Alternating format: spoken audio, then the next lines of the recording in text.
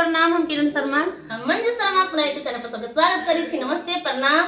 सब दीदी भाई के प्रणाम, सब यूट्यूब फैमिली के प्रणाम, जते दाई माई चाची दीदी सुन पे सबके प्रणाम करी छी, दिल से प्रणाम करी छी, दोनों हाथ जोड़ के। और हम दोनों देवरानी जेठानी जा रहे छी बहुत प्यारा से बेटी विवाह गीत गावा, कैला कि विवाह पंचमी मिथिलांचल में बहुत नजदीक है। जरा सबके विवाह पंचमी के बारे में पता है जरूर कमेंट करो। सब जनकपुर देख विवाह पंचमी जरूर आएब। हमरा सबके बहुत लगी चाहिए जनकपुर विवाह पंचमी जे सीतामाता के जरूर जन्म देखे के लेल जरूर कमेंट करके बताओ। बहुत नजदीक छी विवाह पंचमी, एहि के लक हम सब बहुत सुंदर बहुत प्यारा से बेटी विवाह गीत गावे जा रहल छी। यहाँ सब जरूर सुनब, जरूर प्यारा आशीर्वाद देव और शेयर कमेंट करे के तो नहीं भूलब कोई। जते भैया दीदी के विवाह पंचमी देखा के सब के हमरा घरे आ सब के विवाह पंचमी देखा जनकपुर चलो बहुत जरूरी। जनकपुर के लगे हमर घर छे, सबके के इंतजार करो विवाह पंचमी दिन। कने बेटी अखने घरनी पाओला फूल चिड़िया हे कने बेटी अखने घरनी पाओला फूल